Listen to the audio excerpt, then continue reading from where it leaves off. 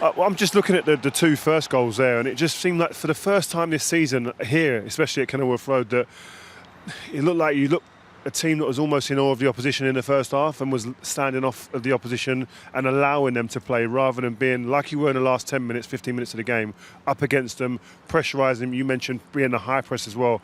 And that wasn't there in the first probably 70-odd minutes. And was that something you addressed at half-time? No, look, I've got to be honest, I think we were really brave, and it's just you're up against top players and a top team that are going to be able to get control at times. But I think it was just harder for us to break through in the final third. I think in the first half, a lot of the territory was still down there, and their moments came more on counter-attacking and quick counter-attacks. But their quality was really evident. That front four are special, you know. And in 1v1 situations, they can wriggle away, and we just got opened up a couple of times, which was disappointing. We made a mistake for the first goal, and then at 2-0, we adjusted. We did change the personnel, change the shape a little bit, but in terms of from a tactical point of view, we had to still position ourselves right. But we affected the game. I thought we went on the front foot again in the first half. It's amazing how goals sort of change people's emotions and perceptions of the game as well. Chelsea go 3-0 up. Luton, what they're doing. I thought we were playing really well. I did. I've just told the boys out there. But to go 3-0 down, a bit of an air of disappointment in the atmosphere then. But then to show the fight, the character that we did, and the quality. I'm incredibly proud of the players in there, and. Because it could go one way or the other. That Chelsea get their tails up, and we've seen teams go 4, 5, 6, and it can happen in the Premier League to almost anyone. To almost get something from the game, then. I think your substitutions were telling as well. I think Chung especially came on and gave you the legs. Chongi was excellent, wasn't he, Rio? He had real intent. He was so intense with his game in and out of possession. I thought his quality was really, really good as well. And he enabled us to either in transition get up the pitch and drive us forward, or there was a bit more of a link there for Ross as well and Sambi to play off. So it was almost taking another defender off, get another forward on, but still positioning ourselves in the right way to defend properly as well. It was a good performance. That we're just up against a team with brilliant quality, a brilliant manager, and credit to them, they found a way. You hit the bar a couple of times as well. You had one ruled out for offside. Is it another day where you're going home feeling like you've played against a top side here? You've lost just by a single goal and felt you deserve more again? A little bit, but I can sleep at night. I know we can't guarantee the wins or the draws, the result you can't guarantee, but you can guarantee you leave it all out there. That's what I said at the beginning of the day, and we've done that again. The standing ovation from the supporters. They're going to remember this, these games. We've given them something. It's an entertainment business. We've given them another entertaining game. We've given everything. We showed real good quality as well. Yeah, is it almost the expectancy levels have just risen maybe slightly on you? JJ, maybe. Of the level of performances that you've put in against City, against even Spurs when you're here and you get beat late on, and Liverpool. It's almost like sorry, I didn't want to say that to you, Lindsay. But that era of expectancy seems to, because you mentioned 3-0 and the feeling in the stadium. I felt it as well. There was a bit of a lull, wasn't they? Like, what's going on here? But that's probably testament to what you've been doing. It is, but then we've all been there at some stage and up against it. And you wouldn't have been 3-0 down very often, you two, but I maybe have a few more times. But the lads found a way to wrestle the game back into our control. Yeah. They deserve a lot of credit for that. It's the players that go and do that. We can try and jig things around, make some changes. The players go and do it. They're unbelievably brave. They showed loads of quality as well against a really good team who in the end were rocked and hanging on. But so we can take a lot from that.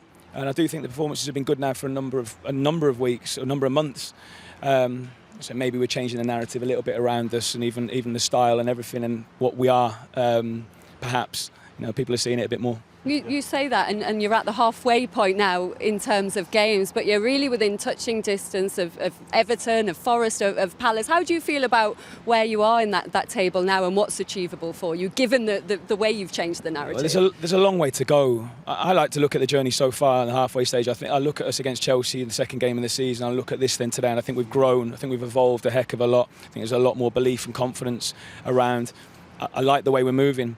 We've got the second half of the season to continue to improve, because I know we're nowhere near perfect, and we've got to keep working on lots of things. But I like what I'm seeing. The boys are fully committed. Everyone's with it. We'll need everyone together, and we'll continue to work really hard and keep building. What has been the catalyst for that? I mean, obviously you see things as coaches and managers, and you try and implement certain tactical changes within your team based on each game that you play.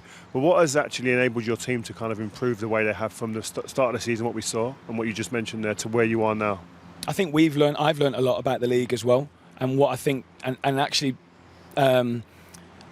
us being brave and on the front foot and having intensity is the best way for us to go and play. If we try and even leave at times, if we try and even leave a +1 in their favour in the build-up, if we try and do that, it can almost send the wrong message to us and to the group that we're going to wait. When we wait, we're not as effective. Don't want to give too much away now, but we need to play with intensity. We need to be brave, and I think that gets the best out of the players as well from an in-possession point of view, because we play with a real purpose and intensity in the possession. People like Ross, though, have really helped us evolve and change us as well, because they can take the ball. Sambi's performance as well, I thought, was excellent in midfield. I don't want to pick out too many people, but young Ted Mengi, for 21-year-old centre-back, unbelievably brave, 1v1. with and without the ball. 1v1. We're going 1v1 with top players on the halfway line, and we'll try and be brave. And those lads, Gabe Osho, Amari Bell, on that last line were excellent. We didn't get it all right because we still got breached 3 times. But as I say, we're working to keep improving, and we're going the right way. You had a really sensible summer, and it feels the way you've been playing in the Premier League. You've been completely vindicated for that. What are the plans in January? Will you strengthen? Can you strengthen? Big, massive signings. I can see it already. I can see it A 50 million one deal.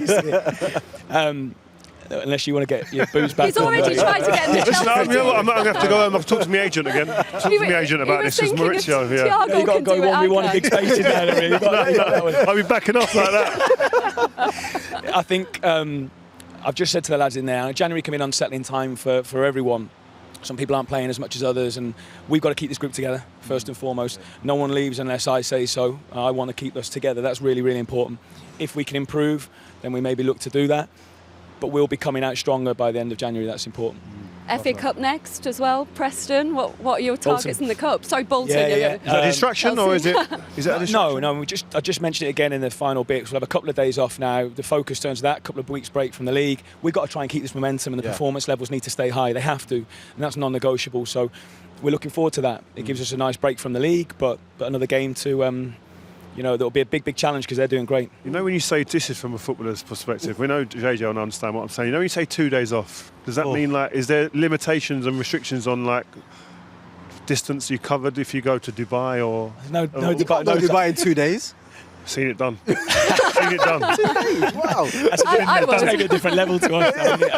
I'm sure our lads will be or are doing you that just listen, Blackpool Piers as far as you're going to go? Just look after yourselves, be sensible. Yeah. I think the lads do these days as well now. There's a little bit of a different generation now, in it, where players really know that they've got to be at peak all the time. Good. All right. Rob, thank you very much for coming out to talk to us. Have a happy new year as well. Thank you very much. Thank you. Yeah, Bolton next for Luton, of course. Chelsea playing Preston in the FA Cup.